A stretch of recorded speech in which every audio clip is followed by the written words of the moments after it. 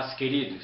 Que bom estarmos aqui novamente no nosso programa semanal da Escola Bíblica Dominical para darmos sequência na nossa série de estudos bíblicos a respeito dos profetas Elias e Eliseu. Como eu já disse em aulas anteriores, nós estamos ainda estudando o profeta Elias. Na lição de número 10, nós passaremos a estudar a vida do profeta Eliseu. A lição de hoje é a lição de número 6, que tem como título A Viúva de Serepta. Então, hoje o nosso estudo vai ser sobre a saída do profeta Elias de Samaria e ele indo até a cidade de Serepta, aonde ele vai ter um encontro emblemático com uma mulher que a Bíblia chama ela de viúva de Serepta. Mas antes de nós entrarmos nessa lição tão abençoada, eu queria continuar lembrando vocês de clicar sempre no gostei, depois nos adicionar na lista e depois inscrever-se em nosso canal. Queridos, não deixe de fazer isso, tá? Para que, Fábio, você sempre pede isso? Para ajudar o professor Fábio a divulgar os seus vídeos. Porque quando você clica no gostei, quando você nos adiciona na sua lista e quando você se inscreve no nosso canal, isso ajuda a propagação dos nossos vídeos pela rede, tá? Fazendo isso, você estará abençoando o nosso ministério. Hoje eu quero dar mais uma dica para você, professor, para você, docente da Escola Bíblica Dominical, para você, querido educador. A minha dica de hoje é o seguinte: valorize os seus alunos, tá? Essa é a minha dica, que você, professor, passe ou continue a valorizar os seus alunos. Por que eu falo isso? Porque tem muitos professores de EBD que eles não conhecem os seus alunos. Parece que a função dele de professor da EBD simplesmente é uma profissão entre aspas. Ou seja, ele estuda a lição durante a semana e no final de semana ele simplesmente vai ministrar uma aula, mas de forma profissional. Ele não se importa, ele não tem o capricho de se envolver um pouco com os seus alunos. Então a minha dica é: valorize os seus alunos, conheça eles um pouco melhor, tenha um pouco mais de afinidade com os seus alunos, porque fazendo isso, a sua mensagem ela será bem mais aceita pelos seus ouvintes. Não crie uma barreira entre o professor e os alunos, entre o educador e os educandos. Tenha sempre isso em mente, valorize os seus alunos, porque fazendo isso você cativará o quê? A sua classe.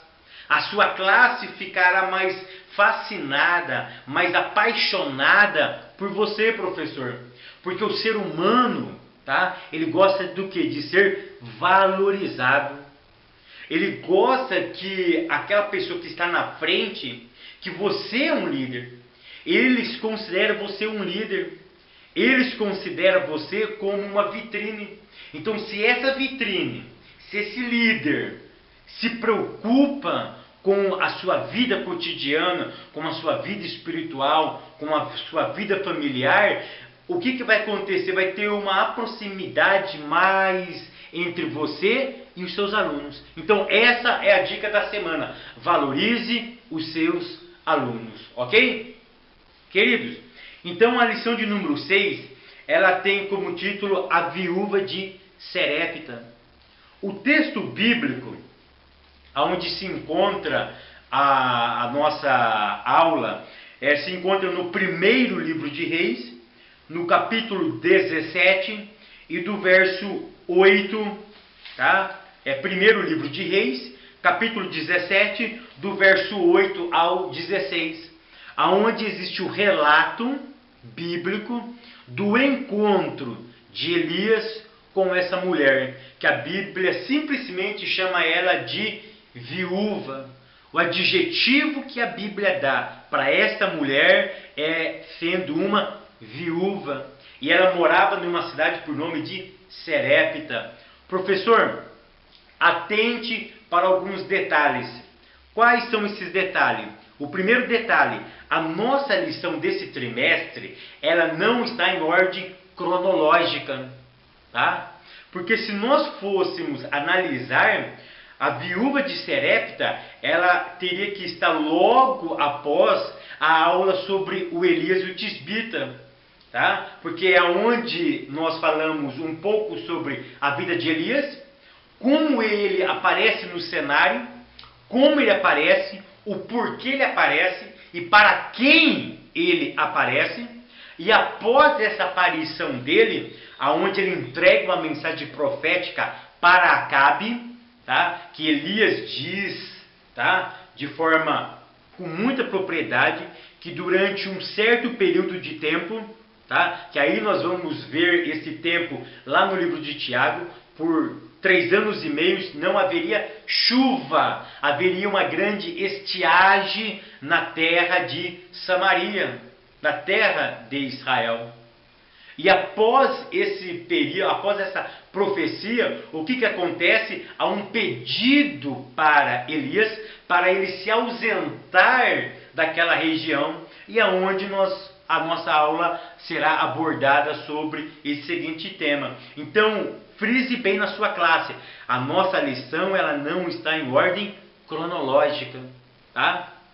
A lição de hoje, ela tem como pano de fundo, porque Deus envia Elias, Deus pede para Elias sair de cena. Lembra do capítulo 17, do verso 1 e do verso 2?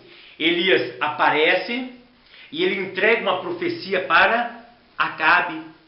E ele diz que segundo a palavra dele, tá? Segundo a palavra de Elias, não haveria nem chuva e nem orvalho. Ou seja, ele estava profetizando a respeito de uma grande seca em Samaria, no estado de Israel, no estado do norte.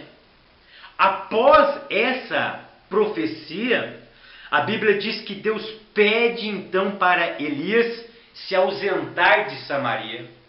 Então, o nosso estudo de hoje, quando ele sai de Samaria e ele vai até a cidade de Serepta, aonde ele é acolhido, aonde ele é hospedado por uma viúva, é um episódio emblemático, é um episódio fascinante, porque a saída de Elias, que estava em Samaria, e ele saindo de lá, ele indo até um outro país, por nome de Fenícia.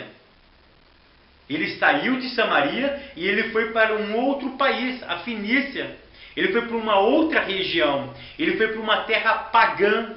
E nessa terra pagã vai acontecer alguns episódios que vai demonstrar algumas características desse Deus a qual Elias estava servindo.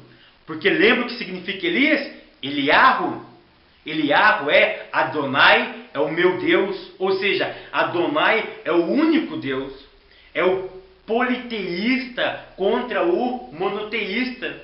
Elias, ele professava a fé em um único Deus.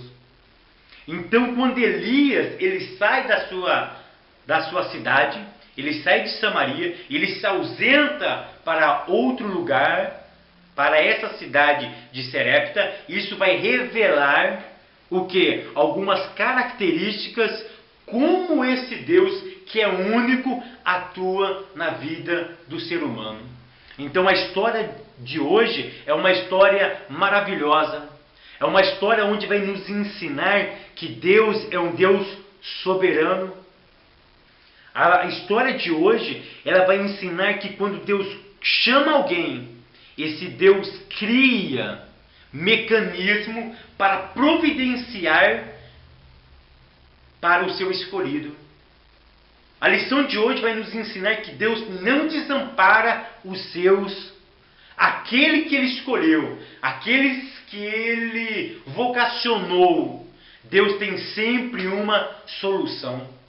Então nós vamos abordar o primeiro tópico da nossa lição, diz: um profeta em terra estranha.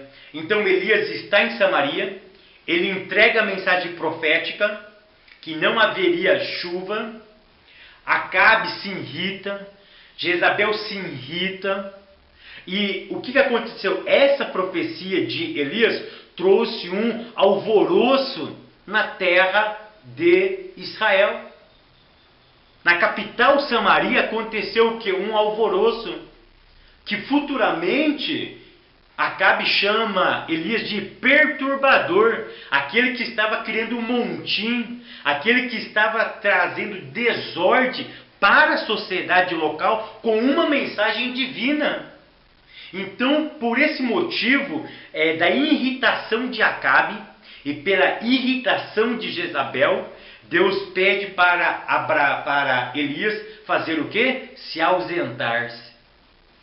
Deus tira Elias de cena.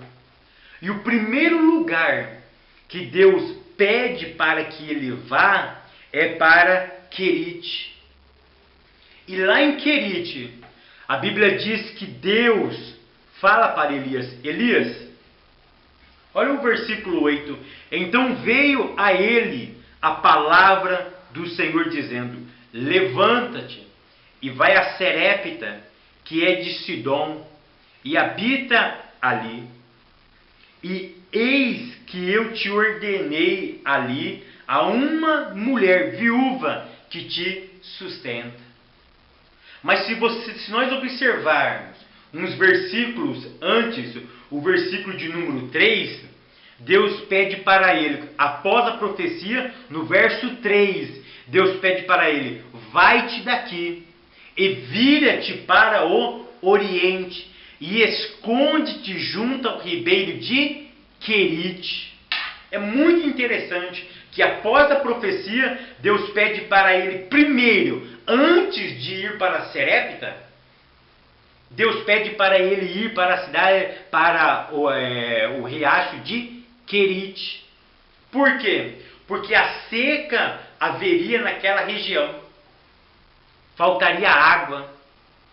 Então Deus fez o quê? Deus pediu para que ele fosse até Querite, para que chegando em Querite, ele pudesse beber água, mas ele não tinha alimento. E a Bíblia diz que Deus providenciou, a Bíblia diz que Deus deu ordem aos corvos que alimentasse Elias lá em Querite. Querite, em hebraico, tem uma raiz que significa cortar. Querite significa cortar, colocar no tamanho certo. Querite, em hebraico, significa aparelhar. É como você pegar uma madeira bruta e você vai aparelhar essa madeira. Você vai tirar as escórias. Você vai deixar essa madeira num tamanho único, uniforme. A primeira coisa que nós aprendemos: Deus tira Elias de cena. Elias estava, como nós vimos na aula 2, possivelmente Elias veio da escola dos profetas. Ele era um dos líderes dessa escola. Então ele estava em evidência. Quando Elias profetiza para Acabe, Elias estava no auge de sua profecia. Ele estava começando o seu ministério a todo vapor. E o que Deus faz? Deus tira Elias de cena. Porque o que Deus tinha na vida de Elias era muito maior do que simplesmente o início de sua profecia. E o que eu aprendo quando Deus manda ele para Querite? O que eu aprendo? Eu aprendo as seguintes coisas. O seguinte princípio: antes de Deus colocar alguém em evidência para uma obra muito maior, Deus precisa colocar essa pessoa no tamanho certo. Deus precisa aparelhar essa pessoa. Ou seja, no silêncio, no oculto, longe dos holofotes, longe da fama, longe dos aplausos, longe daquelas pessoas, talvez poderia ter dito a Elias: Elias, eu estou contigo, você está no caminho certo. Deus tira Elias de cena e Deus leva Elias para Querite. O que significa Querite em hebraico? Cortar, colocar no tamanho certo. Era isso que Deus estava trabalhando em Elias. Deus em segredo, longe dos holofotes, longe das luzes, longe da fama, Deus estava colocando Elias no tamanho certo. Assim, às vezes, é na nossa vida. Antes de Deus fazer cumprir da totalidade a sua obra, Deus quer trabalhar conosco no silêncio. A lição de hoje, ela nos ensina, entre várias coisas, ela traz esse princípio, que Deus é um Deus que trabalha longe dos holofotes. E longe dos holofotes, Deus sustenta os seus. E esse sustentar não é para mostrar para as outras pessoas o tamanho desse Deus, a capacidade desse Deus. É para demonstrar para esse ser que está sozinho, que foi tirado dos holofotes, para mostrar para essa pessoa, no caso, Elias, quem está no controle da tua vida sou eu. Nada você pode fazer longe de mim. Aí eu me lembro do quê? Do conselho de Jesus. Sem mim, diz o apóstolo João, nada podereis fazer. Sem Ele não existimos. Sem Ele não vivemos. Sem Ele não respiramos.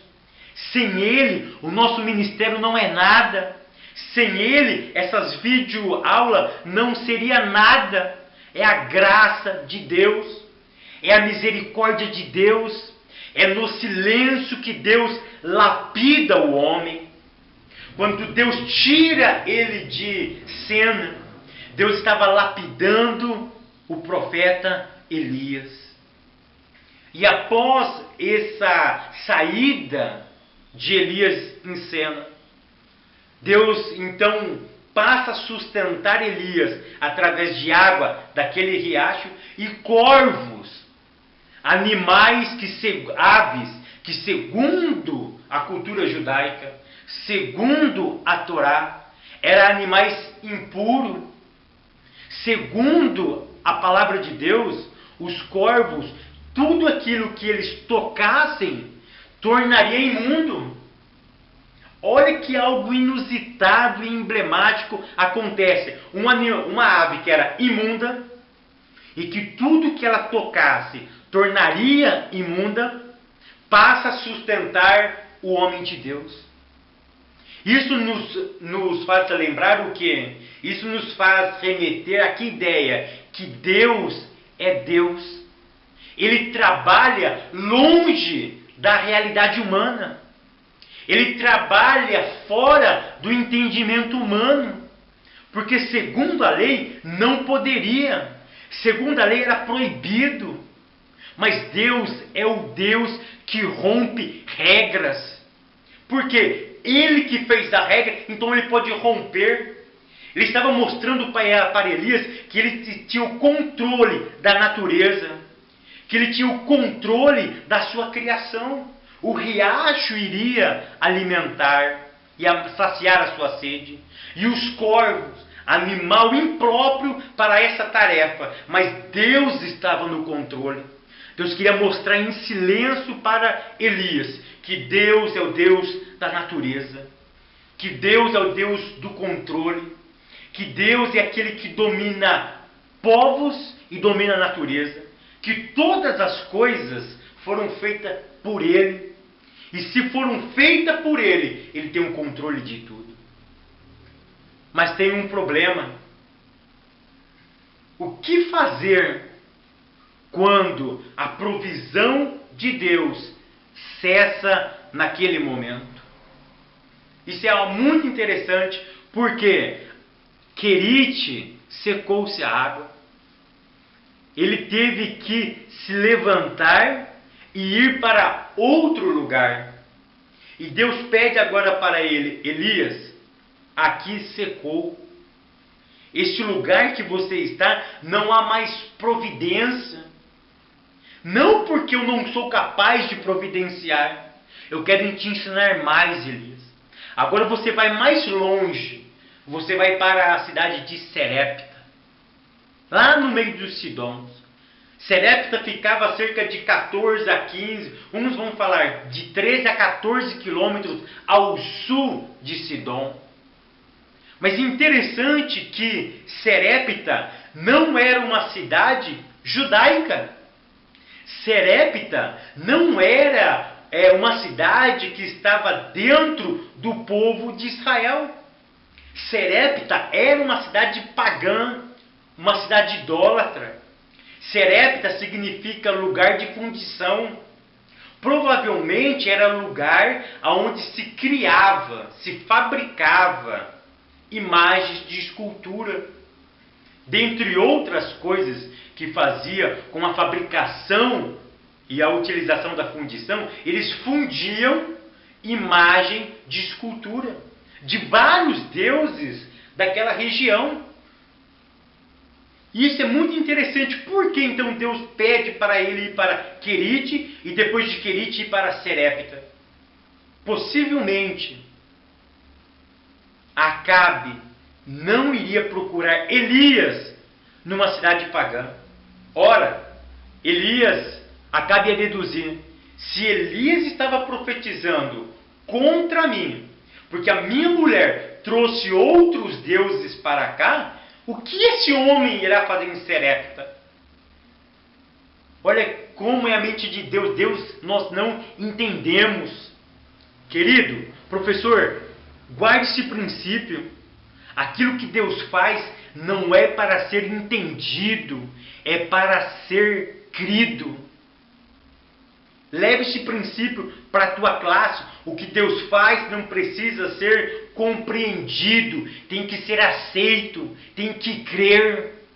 Tem que crer aquilo que Deus faz, ainda que pareça loucura, como diz o apóstolo Paulo. Ele usa as coisas loucas, as coisas vis, as coisas desprezíveis, para confundir as que são, para confundir os entendidos, os intelectuais, para confundir a filosofia, o idealismo humano, a racionalidade humana. Deus, ele vai na contramão às vezes. Aquilo que é razoável, Deus às vezes se torna irrazoável. É como diz o profeta Isaías: os meus pensamentos são mais altos do que os teus pensamentos. E os caminhos do Eterno são mais altos do que os nossos caminhos. Ele pensa além do que nós. Ele vai além do que nós, seres humanos. Olha que interessante. Deus pede para ele ir até Serepta. Porque lá em Serepta ele queria mostrar, ainda em silêncio, ainda longe dos holofotes, longe da fama que ele tinha na cidade de Samaria, na região norte de Israel, conhecido como profeta, conhecido como mestre das escolas dos profetas. Deus tira ele em cena e leva para um lugar que provavelmente Acabe jamais pensaria que ele iria para lá, porque ela era cidade pagã, ela tinha deuses pagãos. Mas foi justamente nesse lugar inusitado, louco, às vezes eu posso dizer até ébrio, fora da imaginação humana, Deus pede para ele ir para lá. Às vezes Deus pede loucura para nós. Loucura na esfera humana, porque na esfera de Deus, Serepta estava no propósito de Deus. O que eu aprendo aqui? Soberania. Soberania é fazer alguma coisa sem ser questionado. Alguém pode questionar Deus nesse episódio de Serepta? Jamais. Por quê, professor Fábio? Porque ele é soberano. E lá em Serepta, Deus ainda ele usa ele mexe com a imaginação humana, com o raciocínio humano. Ele diz para Elias, Elias vai até Serepta, porque eu já ordenei, olha o verbo, eu já ordenei, eu já conversei com uma mulher. Parece-me, claro que o texto não diz, mas parece-me que Elias pergunta, é como se Elias tivesse perguntado, que mulher é essa, Senhor? Ela é viúva. Elias fica mais louco, Elias parece que fica mais pensativo. Como Deus pode mandar eu para Serepta, um lugar pagão, lugar de fundição, onde se cria entre várias coisas imagens de escultura, e ele manda eu ser sustentado por uma mulher e ainda viúva. Se ela é mulher, já tem um agravante. E se ela é viúva, o agravo aumenta ainda. Possivelmente essa mulher já estava endividada. Possivelmente ela tinha pouco recurso. E lembrando que o povo estava em seca. A profecia que ele faz no versículo 1 e 2, do capítulo 17 do primeiro livro de Reis, não atinge somente Israel. Um amigo que me acompanha, o Erasmo Carlos, me fez uma pergunta, aulas anteriores, se foi só na cidade de Israel. Hoje eu te respondo, não. As cidades que estavam à sua volta, elas sentiram essa sequidão. Elas sentiram o poder da seca. Não tinha chuva. A terra não produzia. Uma mulher viúva e com uma criança pequena em casa estava prestes a morrer. E Deus disse para ele, eu já ordenei. E o que eu acho mais interessante nesse episódio é que Elias, ele aceita a palavra de Deus. Ele resolve acatar a orientação de Deus. O que Elias está nos ensinando aqui? Elias está nos ensinando que Deus é soberano.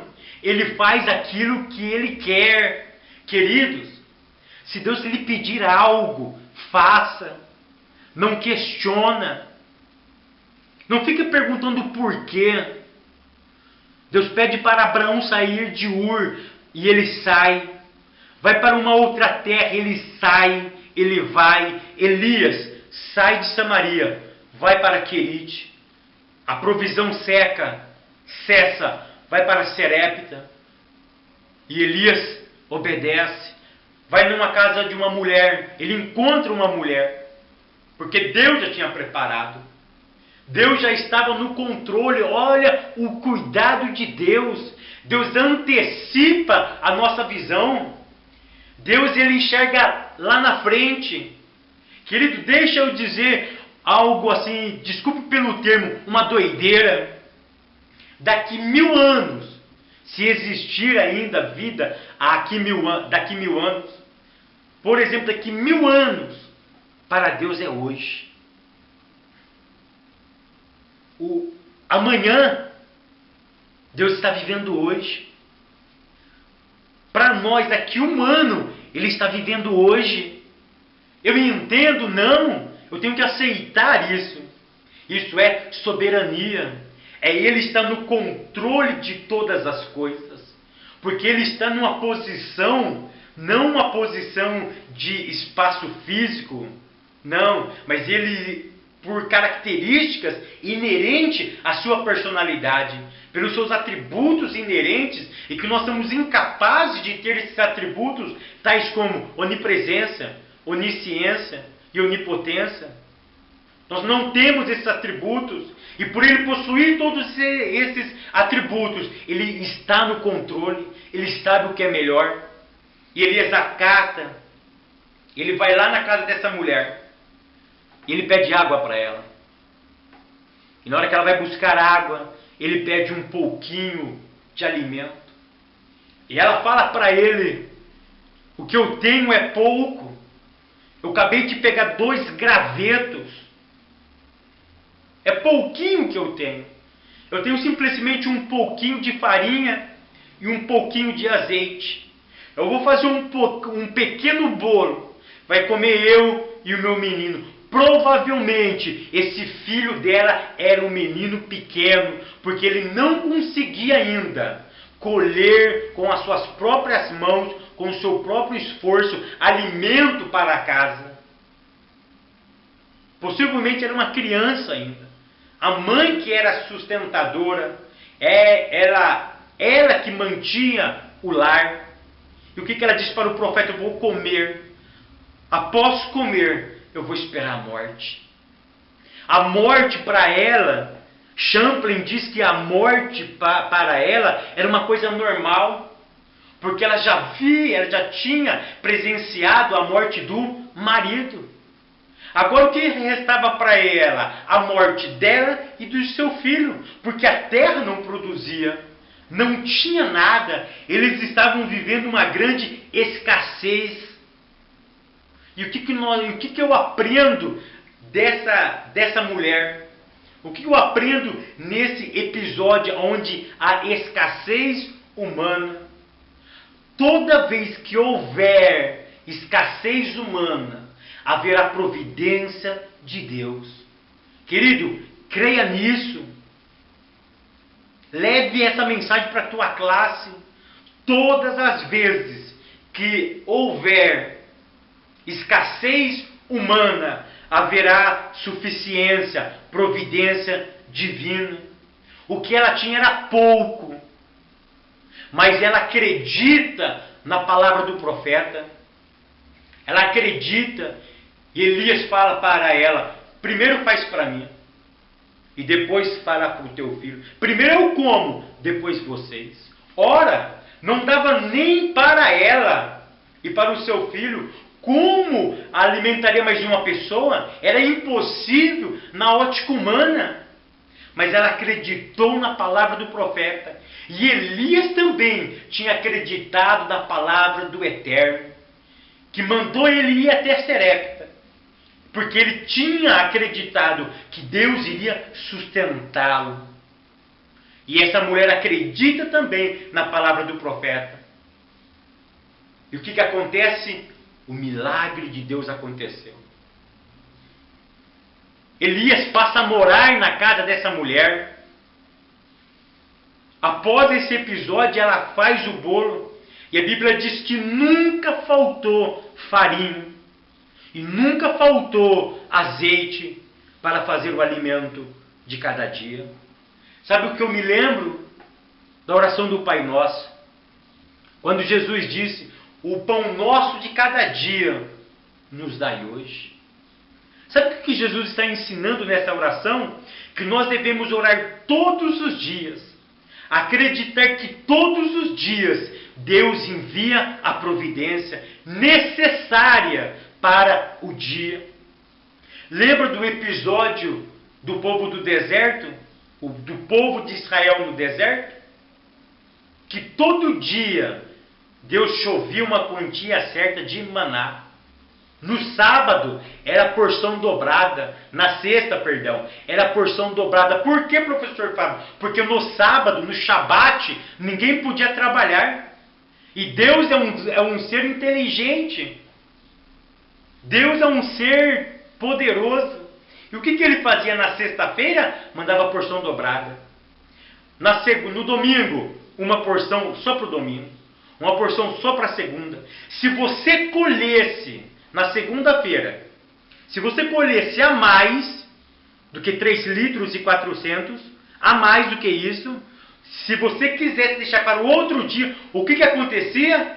Apodrecia, estragava o maná.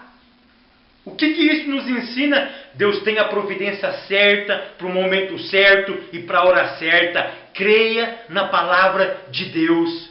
Creia naquilo que Deus te falou, que aquilo que Ele te falou é suficiente. E Elias passa a morar com essa mulher. E um belo dia, o seu menino, o filho dessa mulher, ele adoece. E ele morre. E a Bíblia diz então que a mulher chega para Elias, há um diálogo entre Elias e a mulher, mas o foco que eu quero chegar é o seguinte: Elias pega esse menino, ele leva até a parte superior, porque naquela época a mulher, os animais moravam juntos também. A mulher morava embaixo e Elias morava na parte superior. Era lá o quartinho de Elias. A Bíblia diz que Elias pega esse menino, sobe com ele, deita ele na sua cama, e ele então passa a orar por esse menino. Uma outra coisa que nós aprendemos no episódio de Serepta, longe dos holofotes, longe da fama, longe do olhar de tudo e de todos, Elias acreditou no poder da oração. Deus estava quebrantando Elias. E Elias então deita sobre aquele menino 3 vezes. Por que ele deita 3 vezes? Isso mostra insistência na oração. Isso mostra que Elias foi autêntico na orar. Ele não desistiu, ele orou. E após a sua oração, Deus dá vida novamente a esse menino. E esse menino é entregue de novo para sua mãe. A esperança dessa mulher voltou. Por quê? Por causa da oração. Deixa eu falar algo sobre o poder da oração. Queridos, a oração de Elias, grave bem isso, nunca foi vontade própria de Elias. Ou seja, o episódio de Elias, quando Elias diz, segundo a minha palavra, na verdade, não nasceu no coração de Elias a vontade de profetizar para Acabe. Eu já vi muitos pregadores, ensinadores dizendo que Elias chega até Acabe e por vontade própria diz para Acabe que não haveria chuva. E segundo a palavra de Elias, Deus cerrou os céus. Queridos, vamos entender algo baseado, usando uma ferramenta da teologia chamada hermenêutica. A hermenêutica nos ensina o quê? Que a Bíblia interpreta a própria Bíblia. Existem várias outras ferramentas para interpretar a palavra de Deus. Mas eu quero mostrar uma das ferramentas. E uma dessas ferramentas para interpretar a Bíblia, e nesse caso a oração, é a seguinte. Qual é uma das teologias, uma das doutrinas principais a respeito de Deus, do caráter de Deus? É a sua soberania. E o que é soberania, professor Fábio?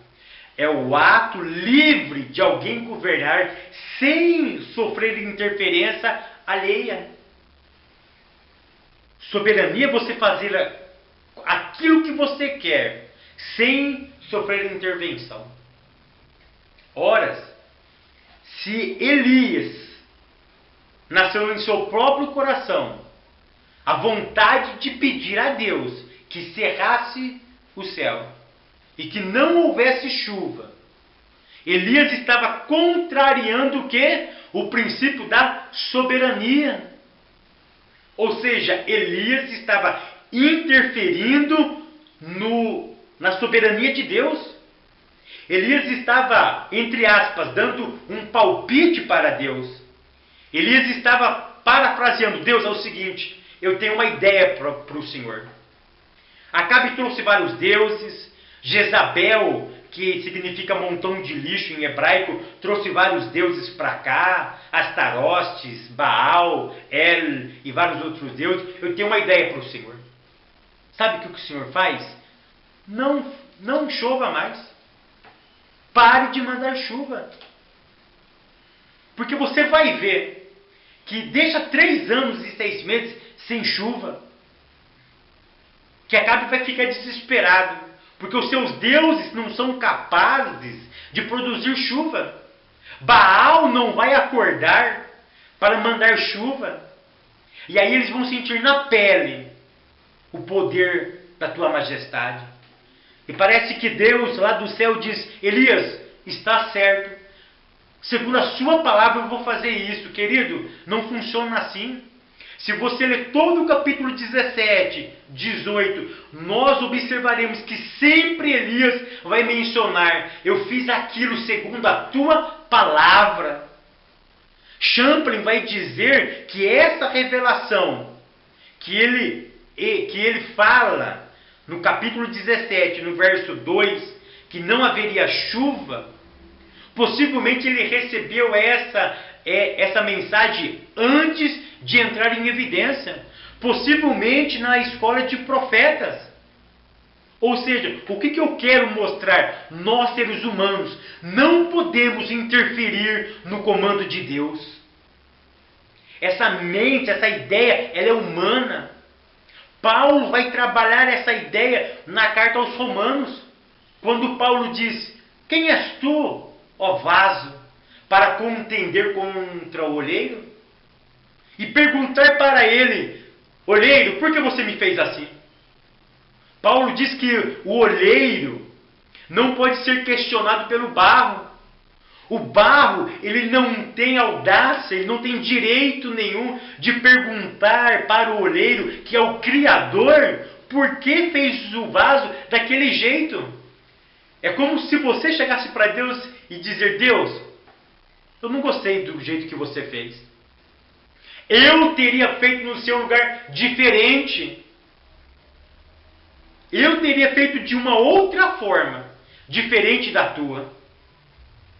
Eu aprendi, lendo alguns livros, lendo a própria palavra de Deus, que Deus é soberano. Que as nossas orações, elas são respondidas pela vontade de Deus. Quando você ora e acontece igualzinho o que você pediu, deixa eu te fazer um lembrete. Não é porque você é bom, não é porque você é justo, porque o que você pediu estava no plano de Deus. O que você pediu estava no decreto de Deus. Aquilo que você pediu estava conforme a vontade de Deus. E conforme aquilo que está na vontade de Deus, Deus fez. E aí você está na ótica humana. E você olha da ótica humana e diz: Deus, valeu. Tu fez conforme eu quis. Negativo. Deus fez porque Ele quis. Porque Ele decidiu fazer. Porque estava no plano dele. Não foi porque você quis. Porque se Deus agisse conforme as nossas orações, sabe o que você pode levar para a classe? Eu vou fazer uma ilustração. Sabe aqueles fantoches onde geralmente faz teatro para criança? Coloca os barbantes e coloca os bonequinhos. A pessoa que vai manipular os bonecos se esconde. E ele começa a manipular os bonecos. Ou seja, ele faz o boneco aquilo que ele quer. Se Deus agir conforme a minha oração, era como se eu estiver no lugar de Deus e Deus estiver no nosso lugar. É como se você estivesse brincando com Deus. Deus, faz isso. Deus, faz assim. Olha, eu tenho uma ideia melhor. Vamos para cá. Não, para. Anda. Para. Não, anda agora. Dança. Aí começa a dançar. Para. Chora. Aí ele começa a chorar. Não, me dá isso. Me dá aquilo. Ou seja, eu passaria a manipular o Criador. E nós aprendemos pela palavra de Deus que o Criador, ele não pode ser manipulado. Ele não é manipulado. Por quê? Existe uma teologia, existe uma doutrina sublime, maior. Qual é essa doutrina? Soberania. O que é soberania, queridos? É a maneira dele agir sem ser interferido por alguém. Então, essa ideia vocês têm que passar na classe. É essa maneira que eu entendo de oração. Eu oro. O crente deve orar. Eu lembro de uma frase de um pastor que diz: o crente que não ora, morre. Se você parar de orar, você morrerá. É como se você parar de respirar, querido. Não pare de respirar, senão você morre. Fica 5 minutos sem respirar, possivelmente você entrará em óbito. Então não pare de orar, porque o crente que para de orar, ele morre. Morre espiritualmente. Então a viúva de Serepta, ela nos ensina várias e várias lições. Para terminar essa aula, queridos, não deixe de enfatizar que Deus faz coisas que nós não entendemos. Para nós é loucura, mas para Ele é sabedoria. Mostre para a tua classe que Deus é soberano, que Ele faz aquilo que Ele quer e não aquilo que eu quero. Às vezes o que Deus faz é contrário à minha vontade, mas se Ele fez, aceite. Se Ele fez, abrace o propósito dEle, abrace a soberania dEle, porque você está em uma outra ótica. Você está olhando por baixo, Ele olha de cima. E nunca deixe de incentivar a tua classe de orar, porque quando nós oramos, nós presenciamos os milagres de Deus. Queridos, que Deus continue abençoando a todos vocês, que vocês possam ter uma aula abençoada e que a sua classe possa crescer e frutificar. Até a próxima aula, querendo Deus.